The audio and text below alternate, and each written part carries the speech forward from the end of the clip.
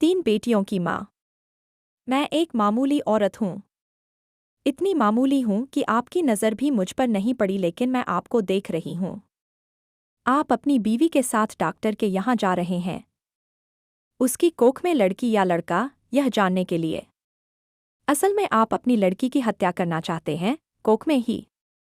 आपको यह ख्याल भी नहीं आ सकता कि जिस सड़क से आप जा रहे हैं उसे मैंने बनाया है।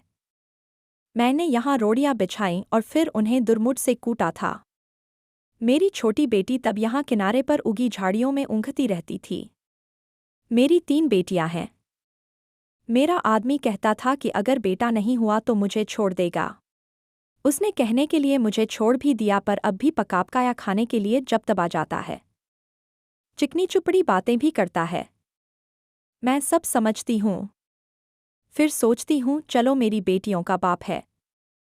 कमाल है, जिन बेटियों से वह छुट्टी चाहता था उन्हीं बेटियों के नाम की थाली में उसे परोस देती हूँ। वह समझता है बेटियां बोझ हैं। मेरी तीनों बेटियां सावली हैं। उनकी काली आंखें हैं, बड़ी बड़ी पके जामुनों जैसी, और हाथ बड़े फुर्तीले हैं, खूब काम करती हैं। मेरी ही तरह वे तरह तरह के धंधे पीटेंगी। पर फिर भी उनके होने से मुझे बड़ी तसल्ली है। मैं अकेली तो नहीं हूं ना। तुम समझते हो लड़कियां बेकार होती हैं। औरतों के कामों को आप जानते ही नहीं। अरे देखो, मैंने सड़क बनाई, धान की रोपाई की, कपास चुना, कपड़े की फैक्ट्री में रीलिंग की, आलू खोदे, 3 बेटियों को जन्म दिया, पाला पोसा। क्या मैं बेकार हूँ? ये जो तुम चाय पीते हो, इसकी पत्तियां भी लड़कियां ही चुनती हैं। और क्या क्या नहीं करती। इतने धंधे औरतें करती हैं कि गिनवाने मुश्किल, और तुम्हारा ये सूटर कोई 1 पौंड का होगा। 1 पौंड ऊन इतनी होती है कि दिन रात लगकर 3 दिन में उसका सूटर बनता है, जिसके मुझे 12 रुपए मिलते थे। तब बच्चियां छोटी थी तो सोचती थी घर में उनके पास बैठे बैठे बुनाई कर सकती हूँ।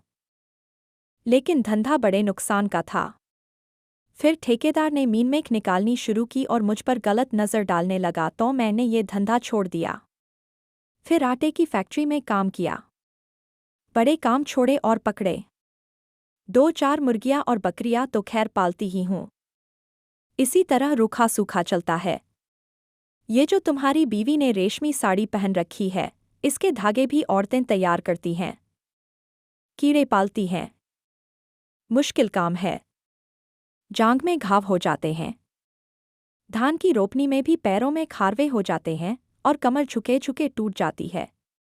मुझ पर पैसे होते तो अपनी लड़कियों को पढ़ाती लिखाती, उन्हें मास्टरनी बनाती या डॉक्टरनी। तुम खुद पढ़े लिखे हो, पैसे वाले भी दिखते हो, तुम लड़की का गर्भ क्यों गिरवाना चाहते हो? तुम समझते हो तुम्हारी लड़की कोई काम नहीं कर सकती। अरे आदमी कोई फालतू चीज़ नहीं। 100 काम है उसके करने को। फिर इस तरह सोच समझकर लड़कियों को मारना तो कुदरत से खिलवाड़ है। अगर मान लो तुम्हारे घर लड़का हो गया तो तुम क्या सोचते हो वो तुम्हें लड़की से ज़्यादा प्यार करेगा? फिर लड़के बिगड़ते भी बहुत हैं। आजकल उनका ध्यान शरारत, ताश और मारपीट में ज़्यादा हो गया है। मान लो लड़की ही पैदा हो जाए तो क्या तुम उसे पढ़ाना लिखाना? वो तुम्हें खूब प्यार करेगी। लड़कियां माँ बाप को खूब प्यार करती हैं। तुम्हारे घर में रौनक होगी सो अलग से। तुम सोचते हो दहेज देना पड़ेगा, तो तुम उसे खाने कमाने लायक कर देना। दहेज मांगने वाले से शादी मत करना। हो सकता है आप ही ऐसा लड़का मिल जाए जो बिना दहेज के शादी कर ले। अगर न मिले तो क्या? वो कमाएगी खाएगी और तुम्हारा सहारा बनेगी। हो सकता है वह तुम्हारा नाम रोशन कर दे। तुम्हारे लिए क्या पैसा ही सब कुछ हो गया, या दुनिया का डर अपनी बेटी से भी बड़ा हो गया? आखिर तुम अपनी बेटी को प्यार तो कर ही सकते हो और बेटी भी तुम्हें प्यार कर सकती है। माँ बाप और बच्चे का इतना रिश्ता बहुत हुआ। इसके लिए तो आदमी जीता है।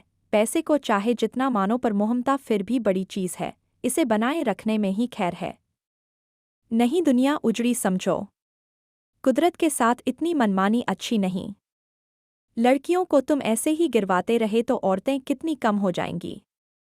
फिर तुम उनके लिए कुत्तों की तरह लड़ोगे। दहेज के डर से आज उन्हें मरवा सकते हो तो कल फिर पैसे के लालच में बेचोगे भी। इस तरह क्या दुनिया बड़ी अच्छी हो जाएगी या तुम्हारे घर परिवारों में खुशियाँ छा जाएंगी। तुम जो रेशमी साड़ी पहनकर इसके साथ चली आई हो, इससे इतना डरती क्यों हो? सोचती हो यह तुम्हें छोड़ देगा? ये मिचमिची आंखों वाला अगर तुम्हें छोड़ भी दे तो क्या तुम मर जाओगी? मैं तो पढ़ी लिखी भी नहीं थी। मैं तो तानों से नहीं डरी। आदमी ने छोड़ने की धमकी दी तो कह दिया ले छोड़ दे। अब भी मेहनत करके खाती हूँ, तब भी मेहनत कर लूंगी। पर वो क्या मुझे छोड़ पाया? हम औरतें बड़े काम की हैं। हमें ये ऐसे ही थोड़े छोड़ सकते हैं।